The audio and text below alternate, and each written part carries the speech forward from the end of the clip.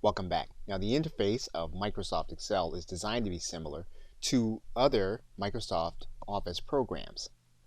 For example, when you see the menu across the top, you'll notice that it's very similar to Microsoft PowerPoint and Microsoft Word. In fact, you'll notice that the home menu is going to be very much the same. Microsoft Excel has what is called the formula bar, and the formula bar is going to pertain to whatever cell that you have highlighted.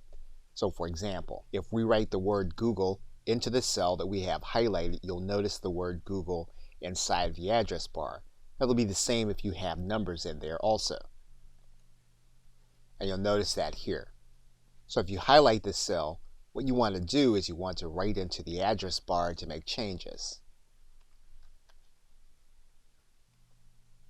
When you first click on a cell, you can write to that cell. However, if you go back subsequently, it may be more difficult, and what you want to do is use the address bar. You'll notice the word Sheets at the bottom. You'll notice the word Sheet at the bottom, which stands for Spreadsheet, and every workbook has several spreadsheets, so the file that you're going to save can have an unlimited number of worksheets inside of it. So for example, what we can do is we can click this button that says New Sheet. We can add a second sheet. You can add a third sheet, a fourth sheet, and as many as we need. In order to make sure that these sheets are going to be identifiable, we can rename them, and we can click the Rename button. And Excel will allow us to write into this area. You can do the same thing for any other sheet.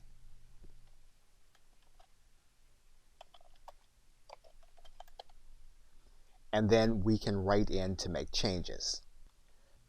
In some cases, you're going to want to see more of the worksheet at a glance. And so you can do that by zooming in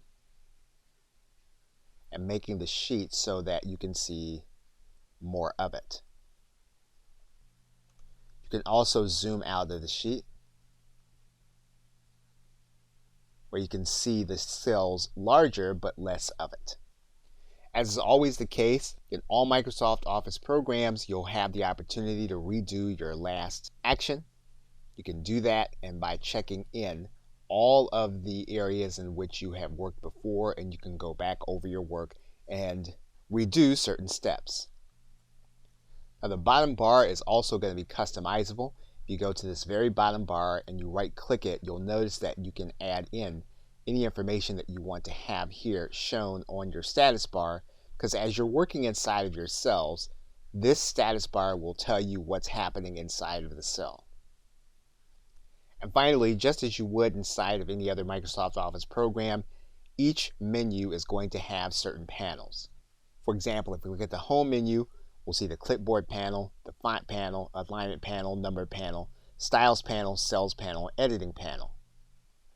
And you've seen similar designs with Word, where you've got the clipboard panel, font panel, paragraph panel, styles panel, and editing panel. Same again with similarities with the clipboard panel, slides panel, fonts, paragraph, drawing, and editing. And we are now ready to begin working with the File menu. Okay, so with that, thanks, and I will see you in the next video.